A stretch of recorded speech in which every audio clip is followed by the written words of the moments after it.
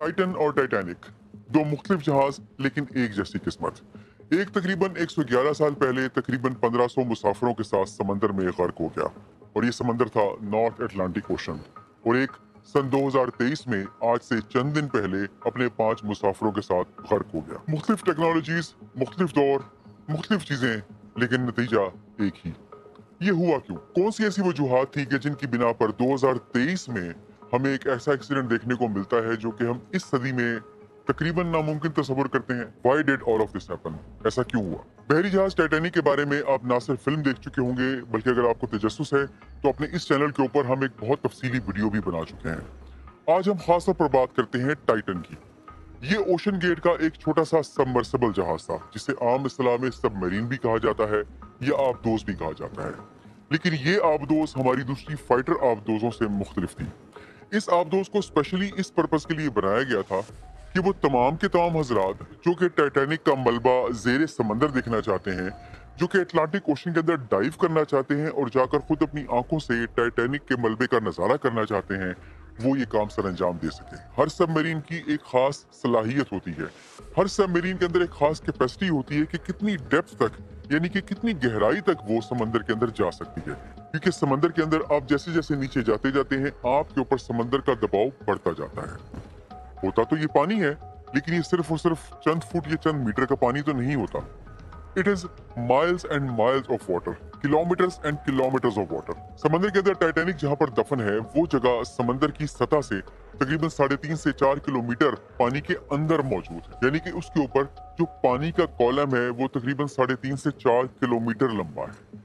इस पूरे के पूरे पानी के वजन को अब आप काउंट इन करें। वो तमाम चीजें जो कि उस जगह पर मौजूद हैं, वो तमाम मखलूक भी जो वहां पर मौजूद है, उसके ऊपर इतना ही पानी का प्रेशर लग रहा होता है।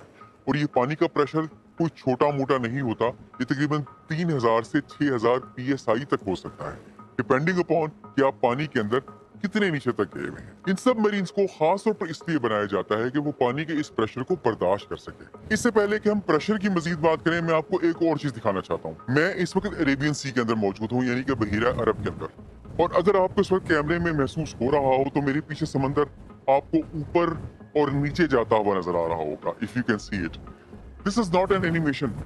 आपको पानी के ऊपर लहरें को खास नजर आ नहीं रही हैं, बट देयर इज स्वेल।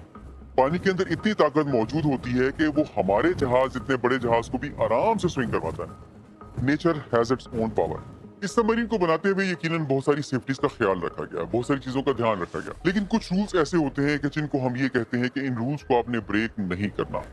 उन रूल्स में से एक रूल ये भी होता है कि आपकी हर वो चीज जिसके ऊपर ज्यादा प्रेशर एग्जर्ट हो रहा हो, उसको कभी भी आपने चौकोर नहीं बनाना। मैं इससे पहले एक वीडियो बना चुका हूँ जिसमें जहाज की क्लोज विंडोज का जिक्र है और ये राज आपको बताया गया है कि जहाज की बंद खिड़कियों के पीछे राज होता क्या है। उसमें एक पॉइंट मेरा ये भी था कि जहाज की कोई भी खिड़की चौकोर नहीं होती।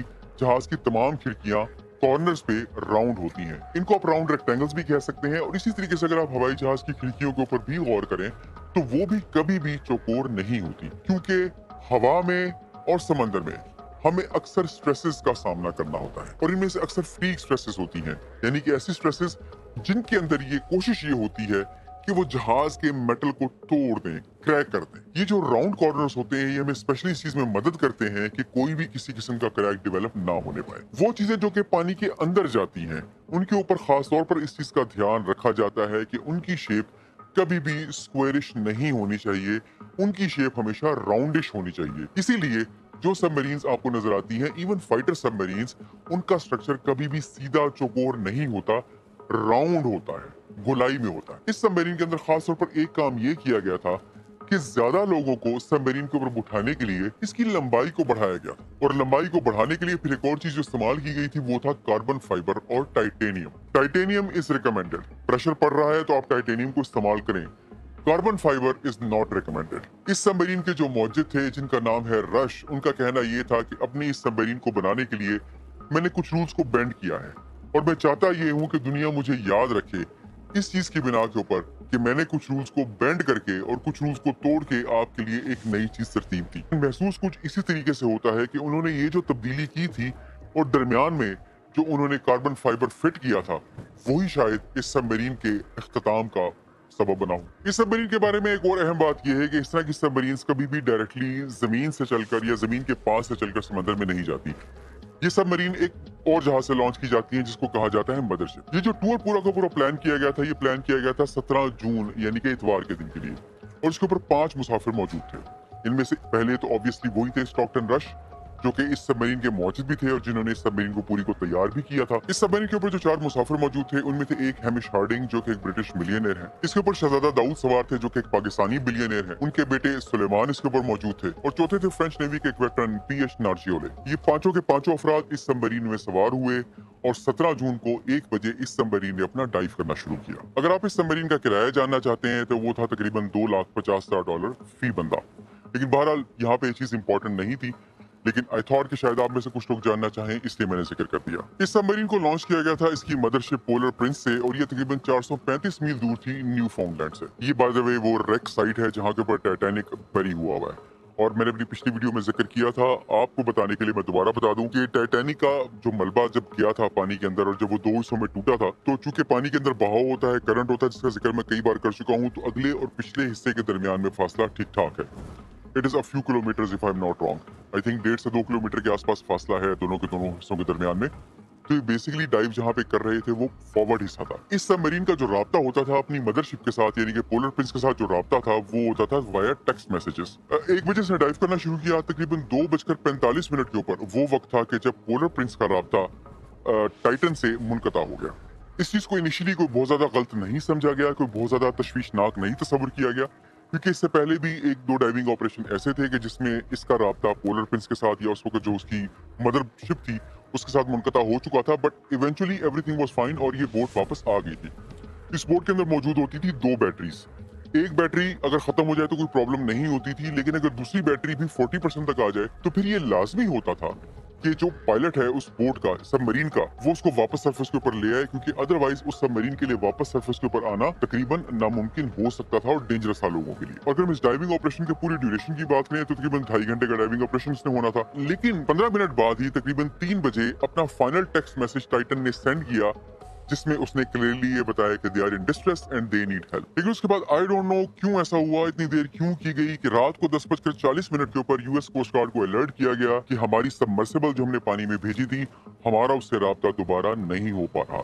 ये बात है इतवार। यूएस कोस्ट गार्ड ने आरसीसी यानी कि रेस्क्यू कोऑर्डिनेशन सेंटर हेलीफैक्स को राब्ता किया और उनको कहा कि आप फौरन मदद के लिए पहुंचे, जो कि कनाडा में है, और यूएस कोस्ट गार्ड ने खुद भी अपना सारा का सारा जो काम करना होता है वो उन्होंने शुरू किया। और जब ये यूएस कोस्ट गार्ड ने एमआरसीसी को राब्ता किया था उस वक्त सुबह के 2 बज रहे थे और मंडे ऑलरेडी हो चुकी थी और search and rescue operation start हो गया। सर्च एंड रेस्क्यू ऑपरेशन में ऑब्वियसली पहली चीज तो होती ही ये है कि आपने सबसे पहले उस रेक को, उस जगह को, उस जहाज को ढूंढना है। उसको ढूंढना ही सबसे बड़ा मसला साबित हो रहा था। अंडर वाटर सोनार से गेजिंग की गई ये ढूंढने के लिए कि फाइनली देखा जाए कि अगर मलबा है तो मलबा कहाँ पे है और अगर सबमरीन है तो सबमरीन कहाँ पे है। लेकिन बहरहाल कोई भी चीज ऐसी नहीं मिल पा रही थी। लेकिन उसके बाद फिर एक चीज ऐसी रिवील की गई जो कि पहले नहीं बताई गई थी।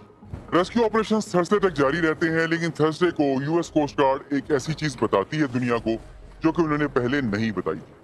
और ये चीज उन्होंने दुनिया को तब बताई जब एक डिब्री फील्ड उस चीज को कहा जाता है कि मलबे का ढेर, जब एक मलबे का ढेर नॉर्थ अटलांटिक में दरियाफ्त हुआ और जिसके बारे में शुकूक व शुबहात पैदा हुए कि शायद ये उसी सबमरीन का है। इस डिब्री फील्ड के डिस्कवर होने के बाद यूएस कोस्ट गार्ड ने यह बताया कि इतवार वाले दिन समंदर की सतह से तकरीबन 3,800 मीटर नीचे उनको एक ऐसी आवाज उन्होंने डिटेक्ट की थी जो कि बिल्कुल ऐसी थी कि जैसे एक इम्प्लोजन हुआ। अब ये इम्प्लोजन क्या चीज होती है? जब कोई चीज बाहर की जानिब फटे तो वो एक्सप्लोजन होता है। जब कोई चीज अंदर की जानिब फटे और एकदम कोलैप्स हो जाए तो उसको इम्प्लोजन कहा जाता है। इस सबमरीन के बारे में तस्वुर ये किया जाता है कि पानी के अंदर जाके इसका स्ट्रक्चर फेल हो गया। जब सबमरीन का स्ट्रक्चर फेल हुआ तो वो तकरीबन 3,800 मीटर पानी के नीचे थी। 3,800 मीटर पानी के नीचे होने का मतलब ये है कि उस पर टन्स एंड टन्स का उस वक्त वजन मौजूद था। इतने प्रेशर के अंदर जब एक स्ट्रक्चर इम्प्लोड हो और इस सबमरीन के साइज को मद्देनजर रखा जाए तो तकरीबन 2 मिलीसेकंड कुल वक्त लगा होगा इस पूरे के पूरे स्ट्रक्चर को इम्प्लोड होने में। इम्प्लोड होने का मतलब ये है कि एकदम पिचक गया। और जब ये पिचकता है और खासतौर पर जब सबमरीन का स्ट्रक्चर पिचकता है तो अंदर मौजूद होते हैं हाइड्रोकार्बन्स। हाइड्रोकार्बन्स आप सब जानते हैं, अगर नहीं जानते तो मैं आपको बता देता हूं कि उसके ऊपर जब प्रेशर बढ़ाया जाए तो वो एकदम एक्सप्लोड होते हैं। हमारे जहाज का इंजन इसी प्रिंसिपल के ऊपर चलता है। कि हम प्रेशर डेवलप करते हैं पिस्टन से, अंदर हाइड्रोकार्बन्स एक्सप्लोर होते हैं और पिस्टन वापस ऊपर आता है। ये जब इम्प्लोजन हुआ तो इम्प्लोजन होने के फौरन बाद एक्सप्लोजन हुआ होगा, और इम्प्लोजन और एक्सप्लोजन इतना जल्दी हुआ होगा कि उसके अंदर जो इंसान बैठे होंगे उनको शायद ये अंदाजा भी ना हुआ हो कि उनके साथ हुआ क्या है, क्योंकि 2 मिली सेकेंड इम्प्लोजन में लगे होंगे और 5 से 10 मिली सेकेंड एक्सप्लोजन में। और एक इंसान के ब्रेन को ये चीज सॉर्ट आउट करने के लिए कि हो क्या रहा है, उसको तकरीबन 25 मिली सेकेंड का वक्त दरकार होता है। यही वजह होती है कि अगर दो इंसानों ने एक दूसरे के ऊपर बंदूक तानी हुई हो तो बेहतर ये होता है कि एक इंसान फायर ना करे, क्योंकि पहला इंसान जब फायर करता है तो दूसरे इंसान ऑटोमेटिकली 25 मिली सेकेंड के अंदर अंदर ट्रिगर दबा देगा और दोनों के दोनों की मौत वाकया हो सकती है। पर ये तो एक साइड की बात थी जो मैंने आपको बता दी, लेकिन हकीकत यही है कि इम्प्लोजन के नतीजे में उस सबमरीन के ऑक्यूपेंट्स को पता ही नहीं चला होगा कि उनके साथ हुआ क्या है। इसकी पूरी की पूरी तफसीलात सामने हमारे पास तब तक नहीं आ सकती जब तक या तो उस रैक को प्रॉपरली स्टडी ना किया जाए, और या जब तक उस रैक को समंदर में से निकालकर जमीन पर ना लाया जाए और जमीन पर लाकर ये तहकीक ना की जाए कि आखिरकार इस पूरे के पूरे इम्प्लोजन का और एक्सीडेंट का क्या वजह बनी और कौन सी ऐसी वजह थी कि जिसकी वजह से पांचों के पांचों इंसान अपनी जानों से हाथ धो बैठे। वजह बहरहाल जो भी बनी हो, लेकिन ये एक हकीकत है कि टाइटन और टाइटैनिक दोनों के दोनों एक ही मुकाम पर 111 साल के डिस्टेंस के बाद डूबते हैं और दोनों के दोनों अपने ऑक्यूपेंट्स की जान का नजराना अटलांटिक ओशन को प्रेजेंट करते हैं। मीन टाइम अगर आप ये देखना चाहें कि टाइटैनिक की असल हकीकत क्या थी और उसकी मुकम्मल कहानी क्या हुई, तो उसके लिए टैप कीजिए यहाँ पे। और अगर आप टाइटैनिक के सिस्टर वेसल ब्रिटेनिक के बारे में जानना चाहें तो उसके लिए क्लिक कीजिए यहाँ पे।